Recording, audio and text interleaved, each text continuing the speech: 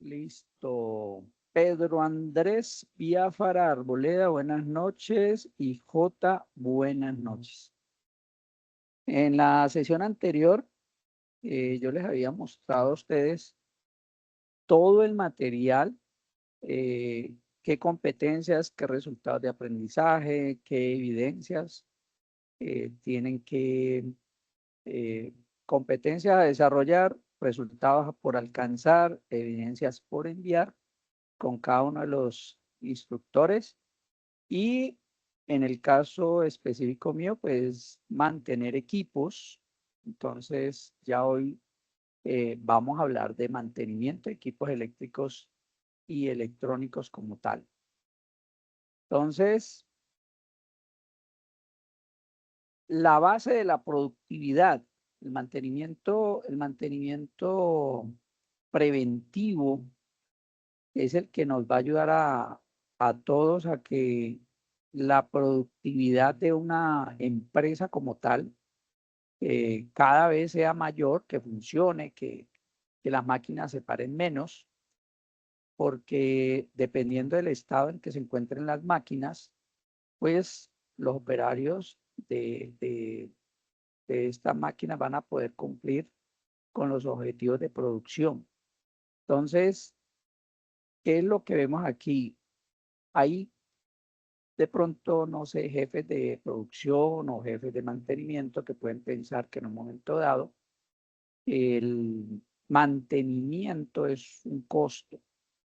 Sí, tiene un costo, pero no verlo como algo que voy a gastar plata y no voy a ver ningún resultado.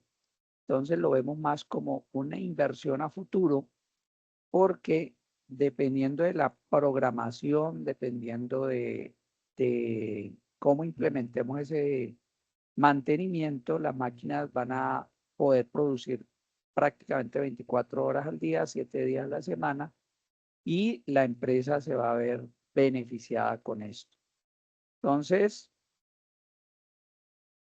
en el material que habíamos visto en la sesión anterior, ustedes tenían allí diferentes tipos de mantenimiento y pues los que de pronto más se conocen o de los que más se habla, el mantenimiento preventivo, el correctivo y el predictivo. El correctivo es el que menos se quiere tener en las empresas o en las máquinas como tal, porque esto lo que hace es detener la producción.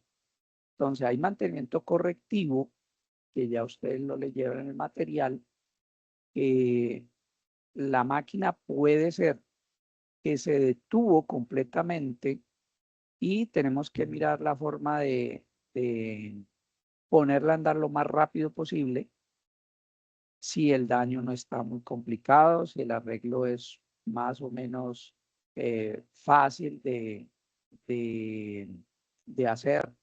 Sí, a veces en el caso de los mecánicos, una tuerca, un tornillo, una lata por ahí que se soltó, un piñón flojo.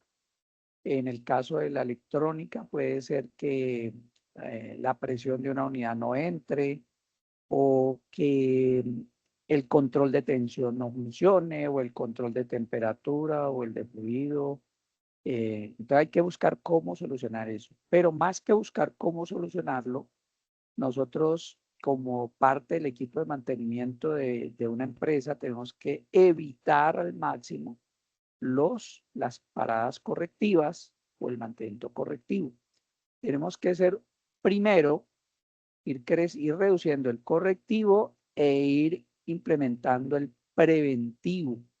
El mantenimiento preventivo, normalmente una empresa debe de hacer un plan en el cual se estipule qué días, de qué horas a qué horas se van a detener ciertas máquinas para que el mecánico, el electrónico, el dibujante, el operario y el ayudante del operario puedan realizar diferentes tareas para tratar de que la máquina quede en tan buen estado que no presente ningún correctivo hasta la próxima parada. Entonces, la idea principal es que no hayan paradas imprevistas, sino paradas programadas. Por ejemplo, en Propal normalmente una vez que los hilos empiezan a trabajar, ellos no se pueden parar por nada del mundo porque volver a iniciar, volver a arrancar, eso quita tiempo y son costos.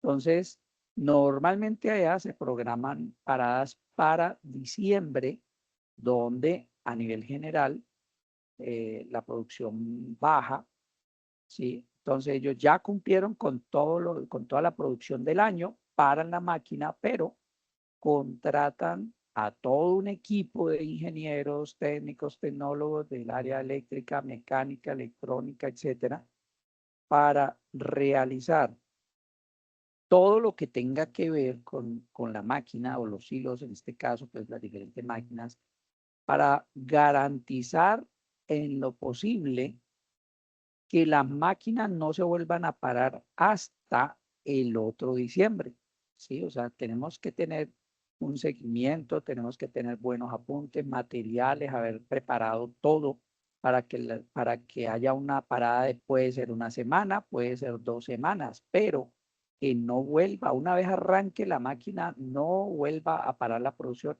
hasta el próximo diciembre, que está programada la parada. A lo largo del año se tiene que ir haciendo diagnósticos, revisiones, ajustes pequeños, pero todo llevarlo a que la máquina, los equipos no se requiera de tenerlos hasta diciembre. En el caso de una empresa común y corriente, ya que no tiene equipos pues tan grandes, dependiendo pues de esa productividad, podemos tener, digamos, máquinas que haya que pararlas una vez al mes, 10 horas. Otras hay que pararlas cada 15 días, pero solo 5 horas.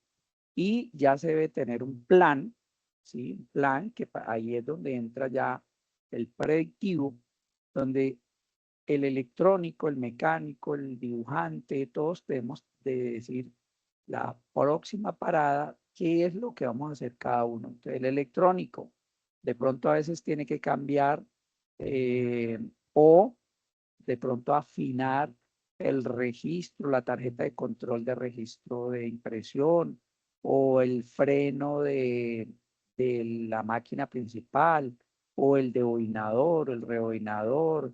Eh, digamos, en el caso del electricista, en compañía del mecánico, que tienen que bajar un motor para mandarlo a mantenimiento en horas de la mañana.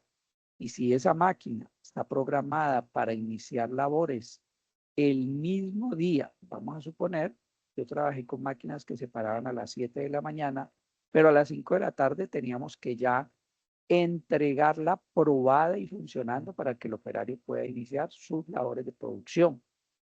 ¿Sí? Entonces, ¿qué necesito yo para la próxima parada? Rodamientos, el mecánico, fusibles, tarjetas electrónicas, controles, algo que se quiera cambiar. Entonces, ya lo debo de tener a la mano. Ya el almacenista debe tenerlo para cuando yo vaya con la orden de trabajo y decirle, vea, se pidieron los siguientes elementos para esta parada de acuerdo al código de la orden de número tal. Y entonces él me entrega eso, yo me voy a la máquina, empiezo a trabajar y la idea es que por la tarde se hagan pruebas para que a las 5, 4:40, dependiendo de la programación, la máquina ya empiece a funcionar. Entonces, como ustedes vieron en el material que les mostré la semana pasada, ahí hablan del preventivo, del correctivo, del predictivo y otros más, pero estos son los más conocidos, los que más se detallan en el mantenimiento. Bueno, mantenimiento preventivo. Entonces, el mantenimiento preventivo, nosotros tenemos que, digamos, si ustedes van a revisar una tarjeta electrónica, una PCB, entonces la inspección visual es la primera que nosotros hacemos para saber si de pronto se ven soldadura fría, lo que conocemos como soldadoras frías, o a veces podemos observar una resistencia que le está cambiando el color porque se está recalentando, está sufriendo ya temperaturas superiores a las que había propuesto el diseñador. Entonces, él va cogiendo un color que nos indica que está sufriendo de sobretemperatura. O peor aún, si no la hemos detectado, entonces ya empieza como a levantarse el recubrimiento de la resistencia. O un capacitor, por ejemplo, los capacitores, sobre todo los electrolíticos, ellos, digamos, si en la base tienen una hendidura con unas grietas, en donde eso debe ser cóncavo a la vista de nosotros. Pero si yo llego y observo y veo que ya la concavidad se está disminuyendo y se está volviendo plano, entonces pasa algo.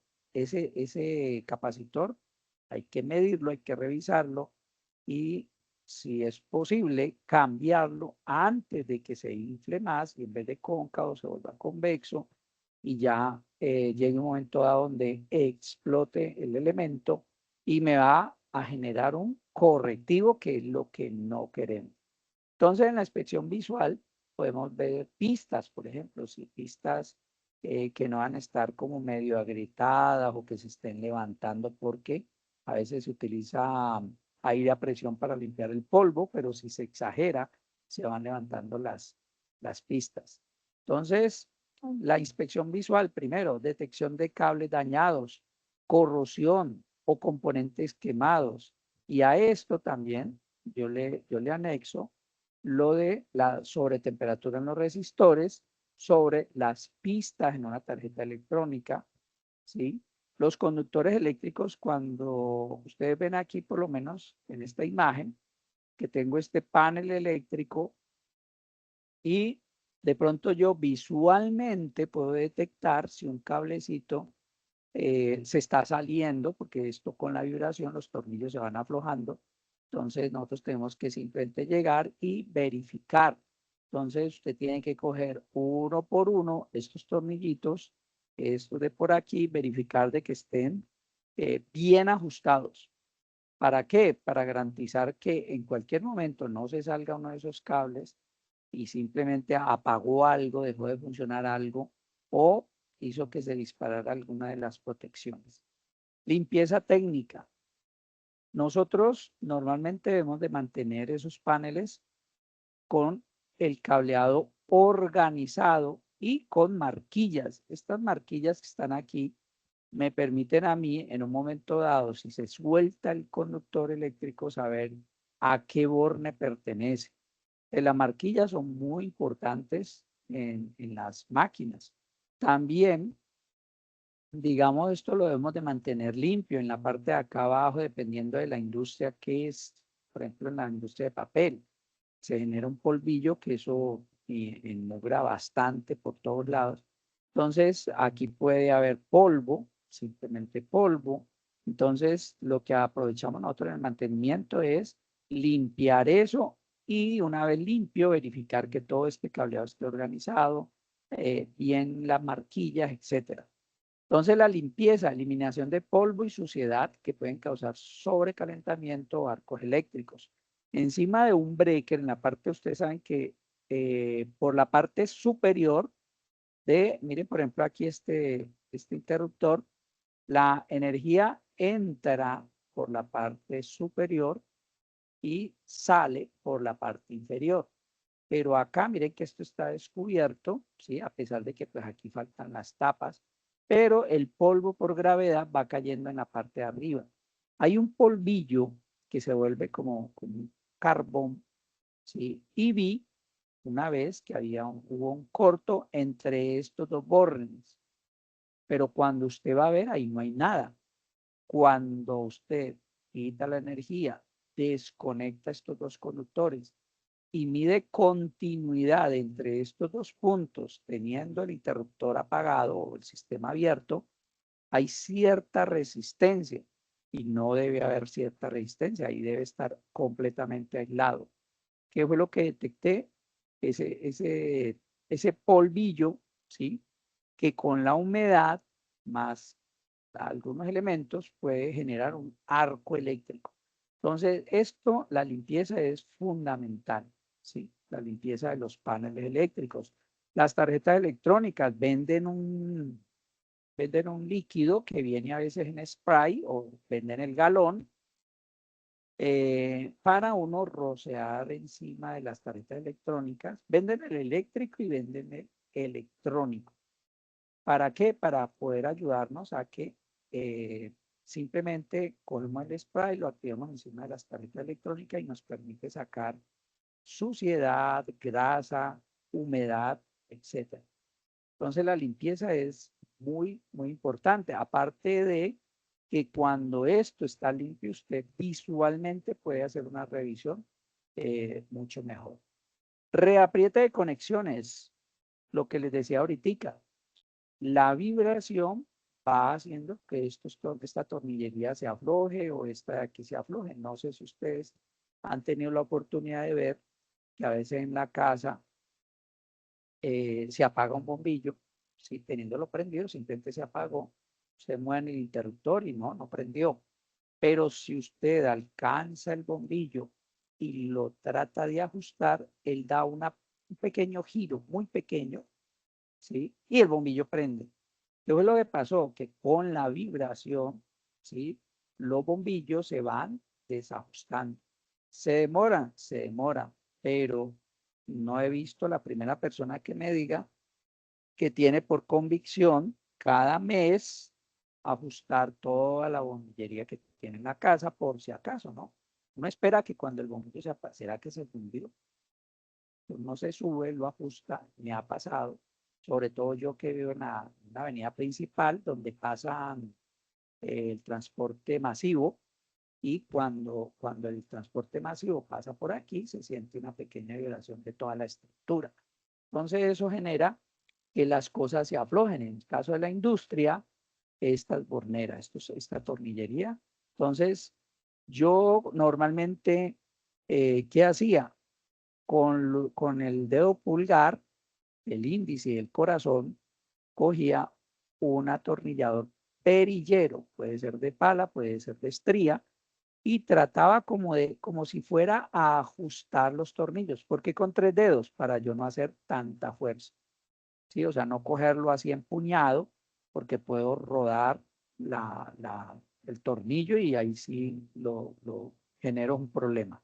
Entonces, simplemente con 3 dedos usted trata de ajustarlo y ahí se da cuenta. Si está un poquito flojo, pues ahí lo aprieta y ahora sí, con técnica lo ajusta bien. Entonces, el uso de torquímetro, esto sería lo ideal, pero pues no todas las empresas tienen ese aparato. ¿Cuál es la ventaja de ese aparato? Que si yo llego a generar un torque mayor al que resiste el tornillo, entonces voy a dañar o el tornillo o la rosca, una de dos. Entonces, los manuales me dicen a mí cuál es el torque máximo de apriete que yo le debo aplicar a esto y uno debería de tener ese aparato, ajustarlo a un poquito abajo de ese máximo. ¿Para qué? Para que cuando usted esté ajustando, si usted hace una fuerza superior, él, como decimos nosotros, se pela, ¿sí? Y no deja que esa fuerza se transfiera al tornillo. Entonces, el uso del torquímetro para evitar puntos calientes por falsos contactos. Entonces, si esto se va aflojando o estos de arriba se van aflojando o no los apretamos bien, normalmente hay empresas que pagan, digamos, pagan a otra empresa que se encarga de traer un aparato que va a poder ver, ¿sí? Va a poder ver y va a poder tomar fotos a puntos calientes, ¿sí? Ellos toman una foto y ahí pueden ver dónde está azulito, que es fresco, dónde está rojo, y nos pasan un informe diciendo, no, mire, vea, en el borde del centro, por decir algo, vamos a suponer que le tomaron una foto a esta caja de acá, a este breaker. Entonces dicen, vea, el borde del centro está a tal temperatura y los otros dos están más o menos en una temperatura normalita o están frescos.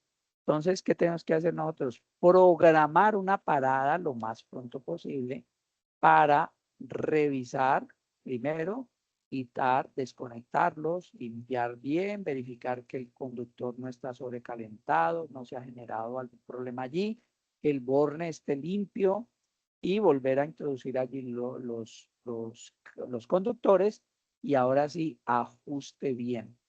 Y después de que eso se hace, se espera a una nueva oportunidad donde vuelvan a revisar a ver si quedó bien el ajuste y no se está generando ese tipo de calor. Inclusive antier,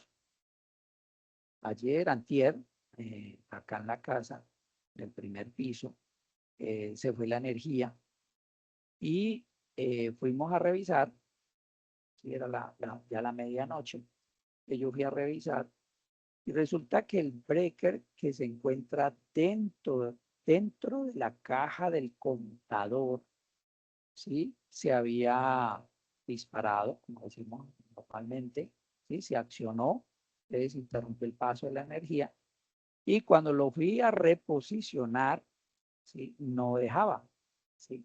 Y yo intentaba reposicionar y no dejaba, quité toda la energía del primer piso, desconecté el conductor eléctrico que va del breaker a la caja de distribución interna de la casa y no, el breaker se dañó. Entonces, cuando yo estaba revisando, ¿sí? Vi que el conductor de salida del breaker estaba flojo. Entonces, ¿qué deduzco yo de allí? En algún momento, la conexión puede ser que la hicieron bien, pero por la vibración se fue aflojando y resulta que el mal contacto generó tanto calor que destruyó el breaker internamente. O sea, no generó ningún corto, no generó nada extraño, simplemente el breaker ya no volvió a accionar. Entonces, ¿qué tuve que hacer yo? Ir a buscar otro breaker de más o menos 50 amperios, y yo sabía que yo lo tenía por ahí guardado, cambiarlo, y cambiarlo y devolverle la energía. Ya en el día toca decir y revisar bien que todo quedó bien, porque no es lo mismo hacer ese tipo de trabajos con la luz del día que con la luz de un celular. Entonces, ya quedó listo. Pero miren el problema de un tornillo flojo que no se ajusta en el momento que es y va deteriorando otras cosas. Entonces, puntos calientes. Pruebas de aislamiento, verificación de la integridad y eléctrica. Hay un aparato que se conoce mucho en el ámbito eléctrico que se llama Megger, pues es una marca del aparato que me permite a mí poder verificar, por ejemplo, el aislamiento de un toma corriente entre fase y neutro, entre fase y tierra, entre neutro y tierra. O en la industria lo utilizamos más que todo es para ver el aislamiento que hay entre la bobina, ¿sí? El estator de un motor y el chasis. Entonces, los motores deben de estar aislados, ¿sí? Aislado, no tantos megas de aislamiento, no, aislado. No debe haber, digamos, si el megahertz tiene determinado valor de medición, no puede medio haber, no, que es bastante, no, aislado. Entonces, el megahertz lo que me permite a mí es verificar, sobre todo, digamos, en el caso de los motores, que entre cada una de las bobinas, ¿sí? Y el chasis o la carcasa del motor esté 100% aislado, ¿sí? Si yo veo que al medir me da unos cuantos megas, ¿sí? Debo de acuerdo con lo que estoy midiendo, programar una parada. Entonces ya la experiencia de uno puede decirle a uno, no, aguanta hasta la otra semana, aguanta hasta ahorita 3 días, pero voy hablando ya digamos, si la misma empresa hace el mantenimiento, entonces hay que ponerse de acuerdo el eléctrico, el mecánico, para, vea, necesitamos rodamiento, necesitamos lavar ese motor, ¿con qué lo vamos a lavar? Necesitamos secar el motor, ¿cómo lo vamos a secar? Necesitamos verificar, ¿cómo lo vamos a verificar? Etcétera. O, digamos, hay unas empresas que se encargan de prestar ese servicio. Entonces uno temprano baja el motor, le da todos los datos a la empresa, ellos se los llevan por la mañana, usted se dedica a las máquinas y a determinada hora usted ya hace un compromiso con ellos. Mire, yo necesito que vengan tal día, tales horas por un motor así, así, así, para que me le hagan mantenimiento preventivo y me revisen esto, que es por el motivo que yo ya lo voy a bajar y me lo traigan. Espero que por ahí a las 2, 3 de la tarde para yo tener tiempo de montarlo, probarlo, ajustarlo y entregar la máquina a tiempo. A mí me tiene que decir si a las 5 de la tarde, a las 6 de la tarde, a las 4:30, para yo poder, digamos, decirle al jefe de producción, cuente con su máquina a tales horas. Si el daño es muy grave y ya les tocó demorarse, pues ahí ya no hay nada que hacer, ya uno pasa el informe al jefe de producción, al jefe de mantenimiento, y si ya es un tiempito más o menos considerable, a aprovechar esa parada, esa extensión, para adelantar de pronto otras cosas con las que ustedes cuenten allí para trabajar. Entonces, el mantenimiento correctivo, que es el que no queremos, es el que existe pero nadie lo quiere. Entonces, el mantenimiento correctivo en cuanto al enfoque, de las desventajas del enfoque puramente reactivo, o sea, nos volvemos bomberos.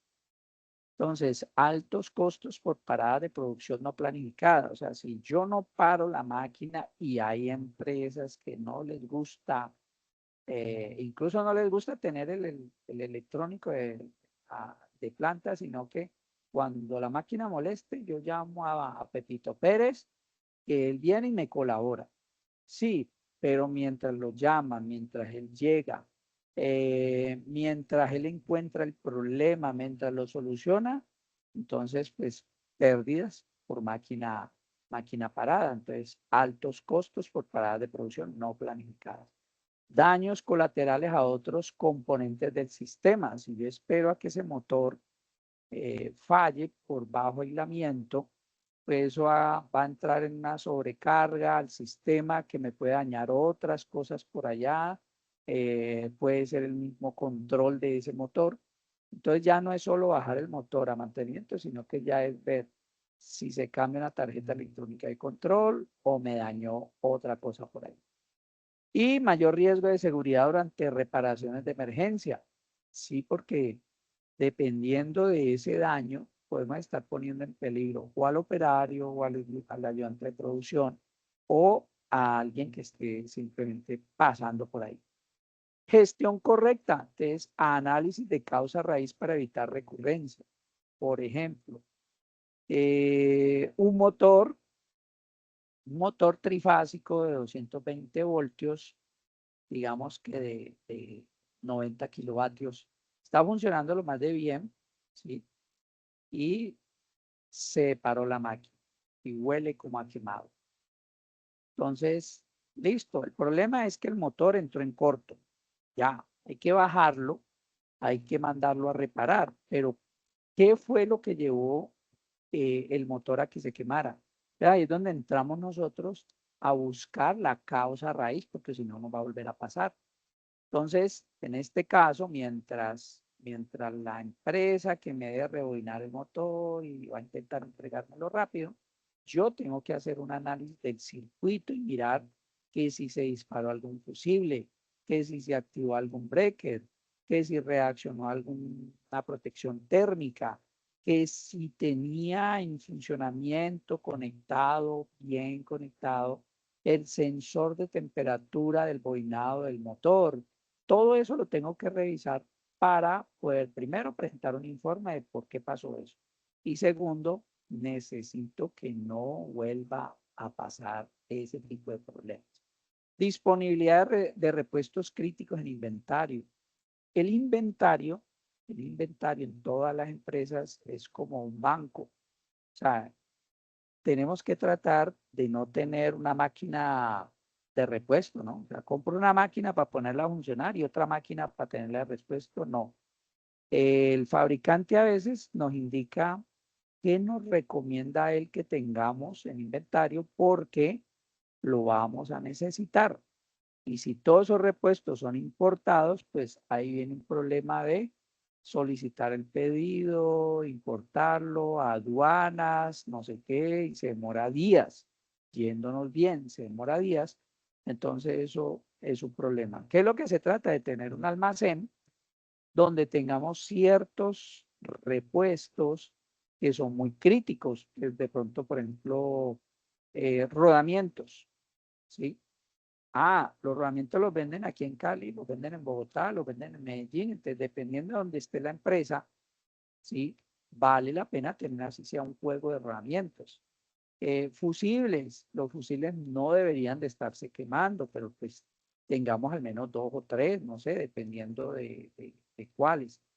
Los mecánicos a veces tienen ciertos piñones, tienen ciertos rodillos, tienen ciertas cajas de reducción, que ellos saben que en caso de que llegue a fallar, importar eso va a requerir tiempo y dinero. El dinero del aparato más la espera más la máquina parada. Eso es lo que se debe de evitar. Y documentación detallada de la falla y la solución aplicada. Entonces, si una falla a nosotros nos interesa como técnicos de mantenimiento saber de qué fue la falla para yo poder intentar en lo posible de que no vuelva a pasar. Y la solución, que a veces nos da miedo, sí, a veces hay gente que dice, no, pero es que si yo le voy a decir qué fue lo que encontré y qué fue lo que hice para repararla, entonces después me echan, le entregan esos datos al que contratan y él con lo que yo me maté haciendo, él va a trabajar. No, esos son historiales que nos van a ayudar a nosotros a que la próxima vez que se repita la falla, que no debería de repetirse, pero vamos a suponer que se repitió la falla, entonces por allí alguien dijo, la última vez que me pasó eso, era tal cosa que se encontraba en la segunda unidad, en la parte tal, y así fue que lo encontré. Entonces el eléctrico, el mecánico, va a reparar mucho más rápido el equipo porque ya hay un precedente, ¿sí? Entonces, a veces nosotros no leemos los manuales, a veces no leemos el historial, sino que cuando de verdad no encontramos el problema, decimos, vamos a mirar la cartera. Pero ese historial es muy bueno. ¿Cuándo fue la última vez que usted bajó el motor?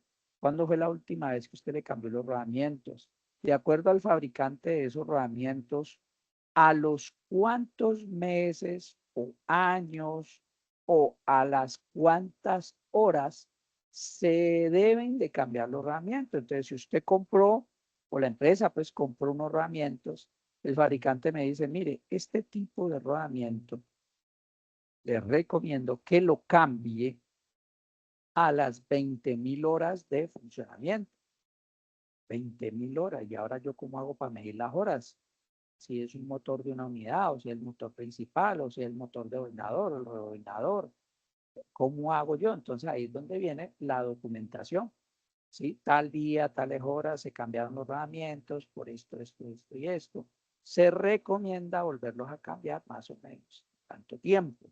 En años de nosotros, puede ser dentro de 2 años y medio. Pero pues queda en nosotros ir a verificar cuántas horas debe de trabajar esos rodamientos antes de cambiarlos. Entonces, si en mi empresa trabajan eh, 3 turnos de 6 de la mañana a 2 de la tarde, de 2 de la tarde a 10 de la noche, de 10 de la noche a 6 de la mañana, entonces la máquina está trabajando 24 horas. Entonces, yo hago un cálculo. Si la máquina trabaja 24 horas de enero a diciembre, ¿a los cuántos años debo de cambiarlo rápido? Y ahí se va generando vamos generando un historial que nos va a ayudar mucho en cuanto a mantener las máquinas en buen estado. El mantenimiento preventivo, mire, yo les hablaba ahora hace un momento de este tipo esto es una fotografía, ¿sí? Es una fotografía que se toma con una cámara especial. La que yo conozco, ¿sí? Es una cámara que trabaja con hidrógeno líquido y al tomar la foto como tal, miren que parece un negativo, y el color, este color no es que lo hayamos hecho de pronto con algún equipo, no, así lo ve el que toma la foto. Ustedes miren que aquí hay un exceso de temperatura en este conductor de la parte superior. No hay mucho que digamos aquí en el del medio, pero pues vale la pena revisar. Y miren que el de abajo se ve totalmente fresco. Entonces, ellos nos entregan a nosotros,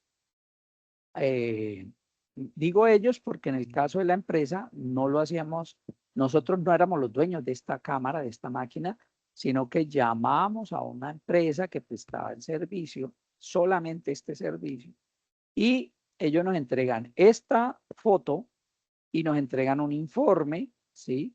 Y nos dicen, vea, les aconsejo que paren esa máquina lo más pronto posible y solucionen ahí. Porque es que miren, miren el color aquí simplemente, ¿no? Esto ya es una temperatura bastante alta.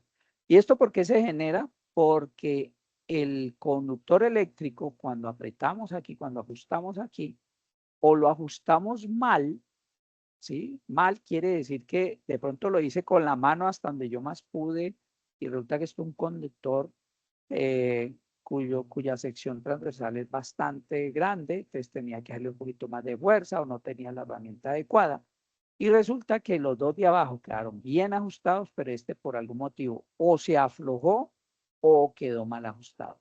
Entonces esto hay que corregirlo rápido y ellos ya nos dan el informe, y entonces uno va y muestra al jefe de mantenimiento, le muestra al jefe de producción, y ahí le preguntan a uno cuánto tiempo necesita la máquina. Ya si usted dice que 10 minutos, 15 minutos, entonces en una parada normal del operario, mientras hace otra cosa, entonces nosotros aprovechamos. Si de pronto esto está muy cerca al mantenimiento, entonces pues lo dejamos para el mantenimiento y de una vez revisamos todo. Se debe revisar el conductor, que ese calentamiento no haya dañado esta parte de aquí del alambre como tal y tengamos que cortarlo, pelarlo bien, volver a hacerlo. Y aquí donde entra el conductor, que si tiene de pronto alguna carachita allí del exceso de esa temperatura, hay que o limpiar o mirar a ver si eso se debe cambiar, pero hay que solucionar. Entonces, en el mantenimiento predictivo dice uso de tecnologías avanzadas para diagnosticar el estado sin detener la máquina. Entonces, termografía infrarroja detecta puntos calientes invisibles al ojo humano en tableros y motores. O sea, esto es para las borneras en general. Análisis de vibraciones. También en la empresa teníamos una, era una empresa incluso diferente a la que hace las termografías. Ellos venían era a ayudarnos con vibración de los motores. Entonces ellos ya traían un equipo que estaba conectado a un portátil, ¿sí? Y nos decían, a veces nos decían, mire, hay una mayor vibración en el rodamiento del centro, en el del lado derecho, en el del lado izquierdo. Les recomiendo que o esa vibración nos marca que es un problema referente a, puede ser el rodamiento que ya se dañó. A veces, cuando no se usa la herramienta que es para cambiar los rodamientos, simplemente poniendo el rodamiento nuevo ya se dañó. Le dio un golpe donde no era. Entonces, a pesar de que acabamos de cambiar los rodamientos, pues digamos que tenía tres a los lados y en el medio uno, y se dañó justo el del medio. Hay que volver a desarmar el equipo, hay que sacar el rotor, y en esos movimientos o dañamos uno de los dos que no se habían dañado, entonces hay que ahora cambiar otra vez los tres rodamientos, dinero, tiempo, etc. El análisis de vibraciones nos ayuda también a decidir si hay que parar ese motor y mandarlo a mantenimiento. porque la vibración está, digamos, se escucha o se mide en unos niveles que ya ellos tienen preestablecidos, que puede ser normal, que puede ser aceptado. El análisis de calidad de energía, ese ya es otra empresa, ¿sí? La cual tienen que tener experiencia en lo que se llaman los armónicos, los transitorios, que son unas ondas, ¿sí? Por ejemplo, la onda normal que trabajamos nosotros en la industria, en corriente alterna, tiene una frecuencia de 60 Hz, ¿sí? Pero hay unos armónicos o transitorios que acuerden que en la industria usted encendió una máquina, pero casi en ese instante se apagó otra, prendieron un motor, apagaron un ventilador, prendieron un rebobinador. Eso va haciendo que la energía empiece a tratar como a fluctuar y esas fluctuaciones deberían desaparecer lo más rápido posible. Hubo una época donde los controladores de frecuencia de los motores metían demasiado ruido al sistema eléctrico y generaba problemas en otros equipos. Por eso es que ya desde hace un tiempo para acá, ya los variadores de frecuencia vienen con un sistema que impide que la frecuencia que él mueve allí internamente para variar la velocidad del eje del motor no se meta a la red y me haga daños por en otra parte. Entonces hay empresas que vienen y conectan. El siglo pasado me acuerdo yo que ponían un aparato que tenía una agujita parecido a los que miden, que me muestran en televisión o en videos, que tiene una agujita que va temblando, ¿sí? Cuando miden, por ejemplo, los temblores y todo eso. Y era un papel.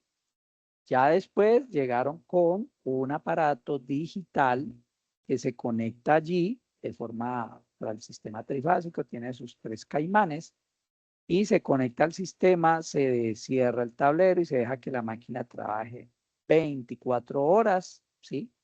Entonces al otro día vienen ellos, todo eso se grabó, se transfiere a un computador, hacen el análisis y nos pueden decir la calidad de energía que estamos utilizando o que está llegando a esa máquina, si está dentro de los niveles aceptables o tenemos que hacer alguna corrección.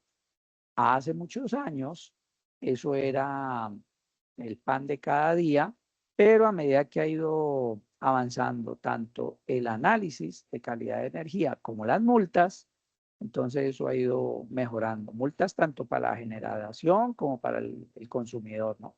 Entonces el análisis de calidad de energía detecta armónicos y transitorios que dañan equipos electrónicos sensibles. Entonces ya esto, miren, termografías, análisis de vibraciones, calidad de la energía, son ejemplos del mantenimiento predictivo. O sea, estoy tratando de adelantarme antes de que vaya a haber un correctivo, ¿sí?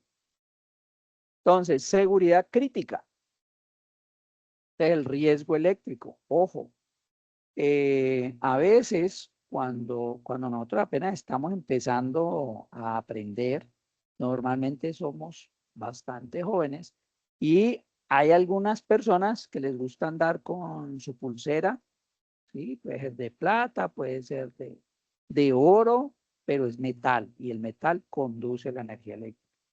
Cadenas, piercing, aretes.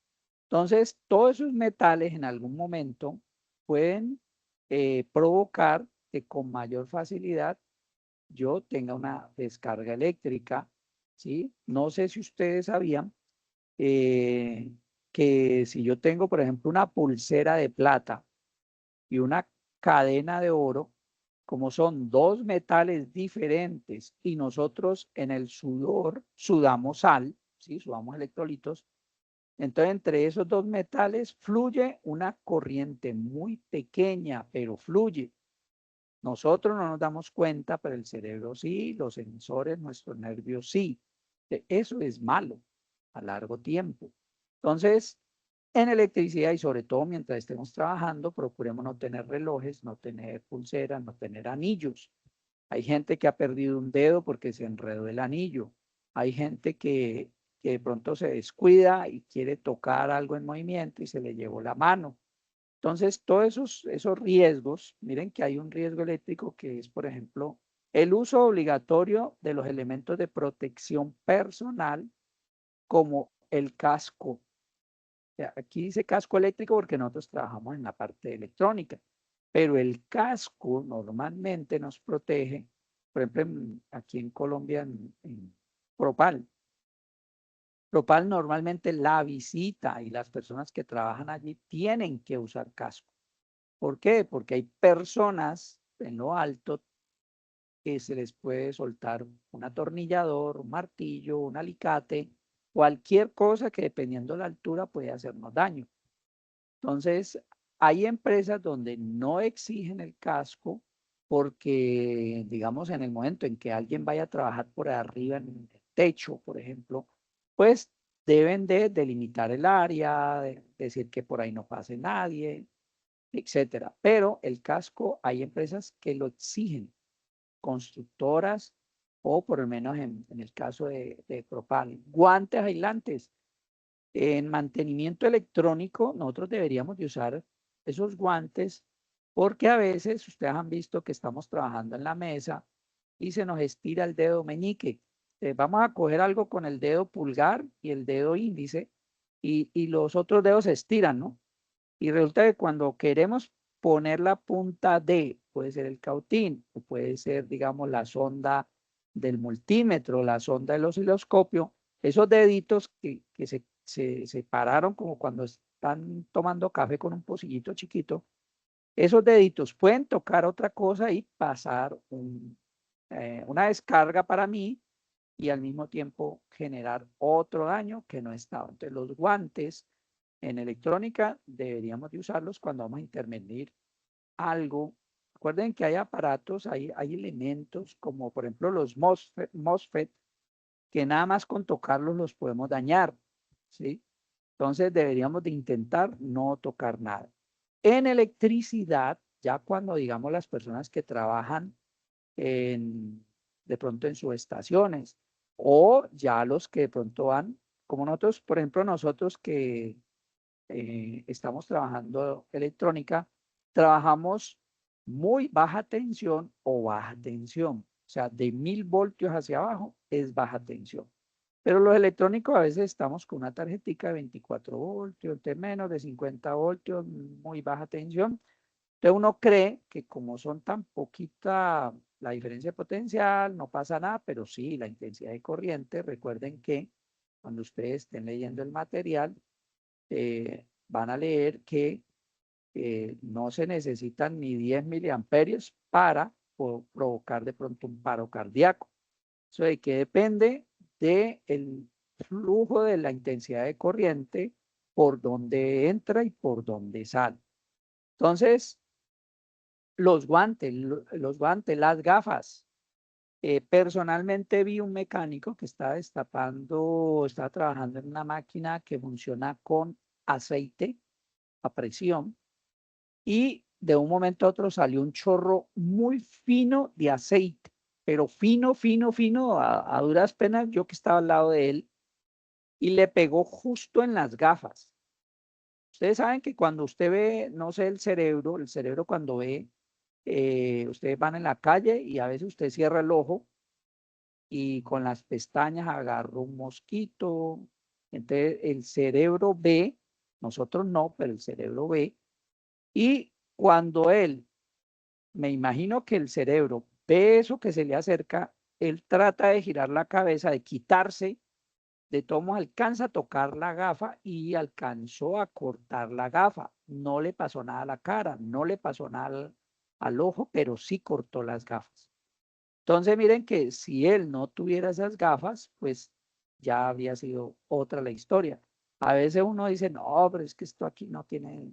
Sí, cuando por ejemplo en la industria estamos usando, digamos, un taladro, pero de los de pie, los de base, ¿sí? A veces ahí al lado está colgada una máscara que cubre toda la cara, hay que ponérsela, porque donde una esquirla salga con velocidad y no tengamos la careta, en este caso, la protección, pues se nos puede enterrar en la cara y si de pronto entra en un ojo o algo, pues el problema es mayor. Entonces, los elementos de protección personal, las botas, vi a un operario que por comodidad estaba usando tenis, ¿sí? Tenis.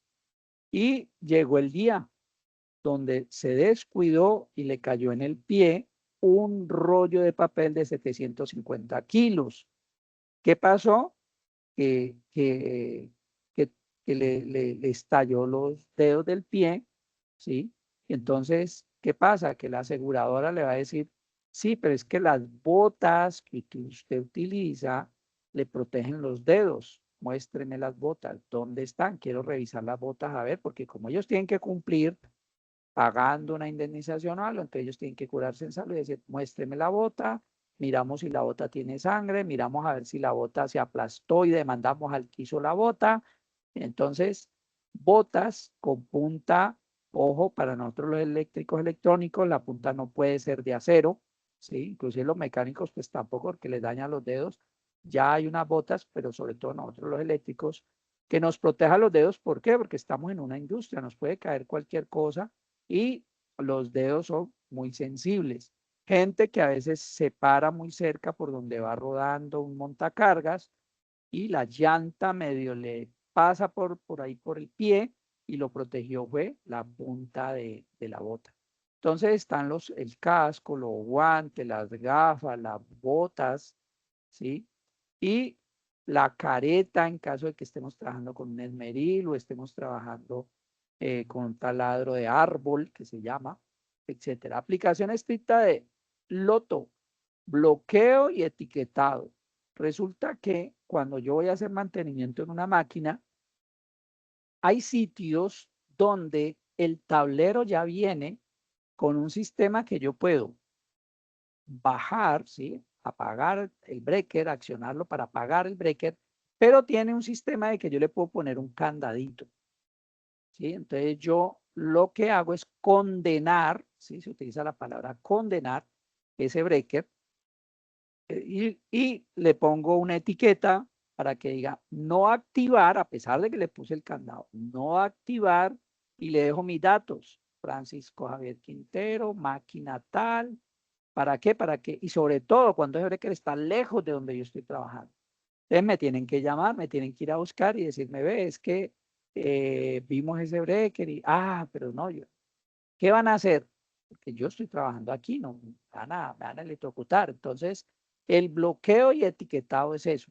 Se bloquea, se condena ese interruptor, pero se les deja quién fue el que lo condenó para que me pregunten a mí hasta qué hora lo vas a tener sin energía o para que usted o con qué lo están confundiendo, porque ese es de mi máquina. Antes de intervenir cualquier equipo, por favor, no le digan a un amigo, no le digan a un operario, no le digan a nadie que vaya y quite la energía. Ojo, es la vida mía. Les voy yo mismo, bajo el interruptor, lo condeno, pongo la etiqueta, vengo a la máquina y verifico que de verdad le quité la energía. Una vez verificado, empiezo a trabajar. No se confíen del mejor amigo ni de la sombra. Vamos nosotros mismos y condenamos ese interruptor. Verificación de ausencia de tensión. Siempre que vayan a trabajar en una tarjeta electrónica, en un motor, en un equipo, verifiquen. Yo mismo fui el que quitó la energía. Verifiquen, ¿sí? ¿Por qué? Porque mientras usted vino, se sentó allí o se acurrucó, se paró allí, uno no sabe, ¿sí? He visto gente que bajaban, por ejemplo, un diferencial y esos tres conductores eléctricos por ahí como a 3 metros de altura, ¿sí? Y venía alguien y activaba el breaker y ve, ojo que esos de esos 3 conductores están ahí arriba, que están trabajando. ¡Ay, qué pena! Y donde hubieran estado ellos ahí con eso en la mano. Entonces, en cuestiones de electricidad, seguridad, no sobra nada.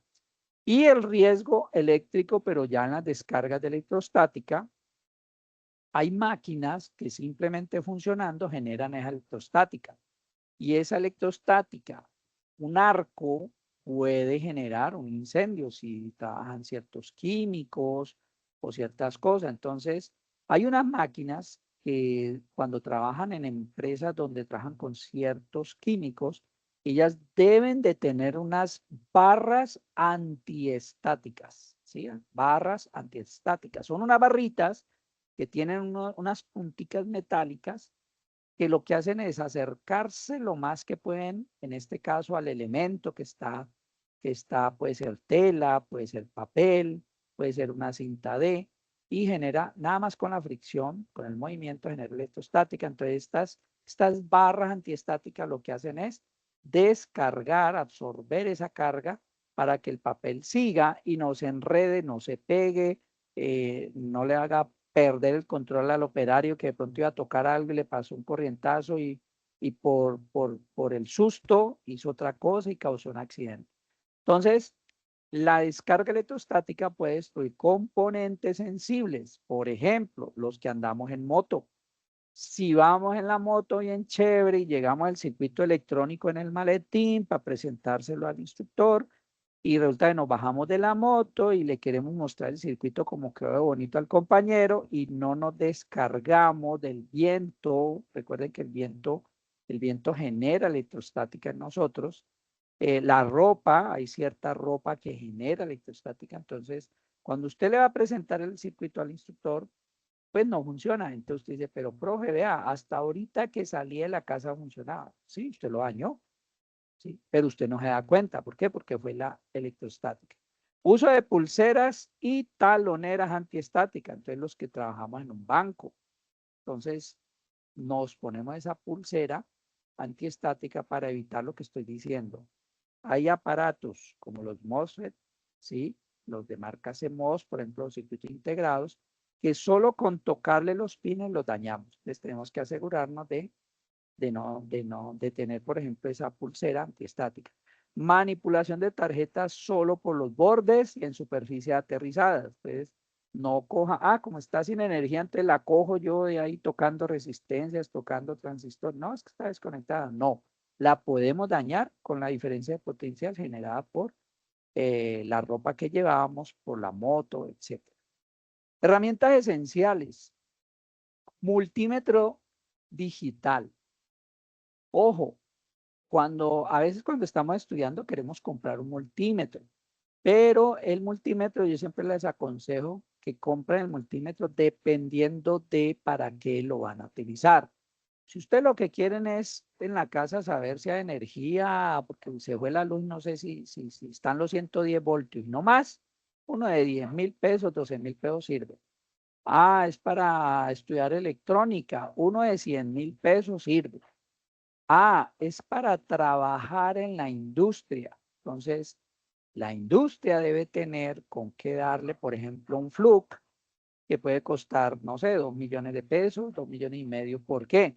Porque de ese aparato depende que hagamos una buena sincronización, un buen control, una buena revisión. ¿Sí? Tuve la experiencia de que un sistema de control medía la fuente de 5 voltios, me estaba dando 4,95. Y yo matemáticamente que me enseñaron a mí, de 4,95 a 5 no hay nada de diferencia. Pues busqué y busqué y busqué el problema y como no lo encontré, me devolví y dije yo, ¿en serio será esto? Fui a revisar, era un capacitor que ya no tenía pues la capacidad que era, lo cambié y la fuente dio 5. Fui a probar y la máquina funcionó. Entonces, a veces ese 0,05 se requiere, depende de lo que estemos trabajando, ¿sí? Entonces, el multímetro para medir tensión, intensidad de corriente, resistencia, ¿sí? La calidad de esa medida, de esa medición, me la va a dar el equipo. Fundamental que sea de categoría CAT3 o CAT4 para la industria. Entonces, miren que lo que yo les digo, no es cualquier equipo de medición. La pinza perimétrica. La pinza amperimétrica la utilizamos, pues normalmente la pinza amperimétrica era para medir la intensidad de corriente, sobre todo en aparatos que no los puedo desconectar. Entonces la pinza me permite medir la intensidad de corriente. Desde hace muchos años se inventaron ya las pinzas que tienen que parecen un multímetro, pero con la pincita allí para poder medir. Entonces, pero la pinza normalmente se hizo fue para medir la intensidad de corriente en un sistema donde no puedo desconectar.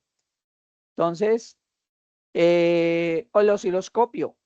El osciloscopio es una herramienta que resulta que el multímetro mide, la pinza perimétrica mide, pero no me muestra. Yo puedo tener un valor de tensión que yo digo, el valor se ve bien, pero resulta que debería de ser una onda cuadrada y el multímetro no me muestra que es una onda triangular o diente de sierra, ¿sí? Entonces el osciloscopio me permite ver ciertas señales que deben de tener una forma para poder que el circuito funcione. Si esa forma se daña, se cambia, pues el valor promedio puede que sea el mismo, pero no es la forma. Entonces el osciloscopio es una ayuda muy grande para poder ver ciertas señales que el fabricante en su manual me va a decir si es cuadrada, diente de sierra, sinusoidal o una línea recta para el caso de la tensión de corriente continua. Es para ver las formas de onda y diagnosticar ruidos. Los ruidos pues se van a ver allí, lo que hablábamos ahora de la calidad de la energía. Si la onda debe ser senoidal, y resulta que ya se distorsiona, ahí hay un problema. Hay que buscar eso, qué es, cuándo empieza, cuándo empezó o cuándo se desaparece. O distorsiona en señales electrónicas. Y las herramientas de mano tienen que ser aisladas. Miren que dice destornilladores y alicates certificados. O sea, no podemos ir al centro a mil. No, señor. Tenemos que ver, y por eso ahí viene a veces el problema de las marcas, ¿no? Que digo problemas es en el sentido de que a veces, no, es que ustedes están cobrando por la marca. Sí, la marca me está garantizando. Por ejemplo, los atornilladores Atila, por ejemplo, entonces uno va al almacén de esa marca, dice, necesito un juego de atornilladores para trabajar hasta 1000 voltios o más de 1000 voltios. Entonces, no el alicate, la pinza, el atornillador. Hay atornilladores que dependiendo de nuestro trabajo traen el mango o el vástago aislado. ¿Para qué? Para que cuando yo esté haciendo un movimiento no vaya a tocar otra cosa al lado y haga un corto. Entonces, todo eso lo debemos de tener en cuenta en cuanto a nuestras herramientas. Metodología de diagnóstico. Entonces, identificar, o sea, yo tengo que identificar primero, ayer, por ejemplo, lo que yo les decía, se fue la energía. Entonces, la caja de distribución principal, ¿hay algún breaker que se haya accionado? No, bájenlos todos. El breaker principal que alimenta y protege la caja de distribución se disparó. No. Pues ya nos tocó fue salir al breaker que está dentro de la caja del contador de entrada a la casa. Entonces, quitar la tapa. Bueno, primero meter el dedo ahí por esa tapita donde le deja uno reposicionar sin necesidad de quitar la tapa. No reposiciona, quitar la tapa. ¿Sí? Entonces, ahora sí, revisar allí visualmente. Entonces, yo veo que el breaker, a pesar de que ya desconecté toda la carga, él no reposiciona, se dañó mecánicamente. Entonces, yo debo de recopilar información del operador y verificar el síntoma de la falla. Entonces, el operario me llama, buenas noches, contame, ¿qué pasó? Entonces, no, mira, yo estaba haciendo esto cuando de pronto tal cosa. Ojo, eso nos puede indicar por dónde empiezo a revisar. Segundo, analizar, usar esquemas y herramientas para aislar el subsistema. Ustedes vieron que en el material les habla de subsistemas. Entonces yo debo de analizar lo que él me acaba de decir, más lo que yo estoy de pronto identificando y decir si es del sistema de entrada, salida, impresión, perforación, etcétera, porque si no, ahí no voy a acabar nunca. Luego ya, cuando hago eso, el análisis de la reparación. Entonces, si el aparato hay que sustituirlo, pues cámbielo y ya. Se dañó un fusible de 10 amperios, 250 voltios. Pues primero analicemos si el daño fue por un cortocircuito físico o por simplemente una sobrecorriente. Entonces, una cosa es un corto físico, otra cosa es que la máquina de pronto hizo un esfuerzo que no era, o el aparato hubo un subidón que le decimos pues de la energía. ¿Por qué? Porque si cambio el fusible y no deduzco qué puede ser el daño, pues se va a volver a quemar. Y en esa segunda quemada de pronto dañé otra cosa aparte de la que ya se había dañado. Entonces, sustituir el componente dañado siguiendo normas de seguridad. Seguridad tanto para mí como persona, como técnico, como para el equipo. Entonces, de ir y condenar el breaker que alimenta esa máquina, ir y revisar que hay ausencia de energía donde voy a trabajar. Ahora sí, quite el elemento, o revise o quite la tarjeta y llévesela para el taller a revisarla, o haga su análisis, repárelo y antes de irse, verifique, me pasó a mí. Sí, estaba yo en la universidad, me llamó un operario que había un problema con un motor de la humedad que se detuvo, no funciona. Y cuando yo llegué a la empresa, él se había ido a almorzar, o sea, él se demora media hora, 35 minutos en volver. Yo estoy desesperado por volver a clase. Entonces yo dije, no, cambio el motor, cambié el motor rapidito, bajé, le dejé la nota, me avisa. Pues me avisa, no había llegado yo a la universidad cuando me llamó y yo le dije, ve, yo te cambié el motor y me dijo, sí, sé que lo cambiaste, sé que funciona, pero me lo dejaste girando al revés.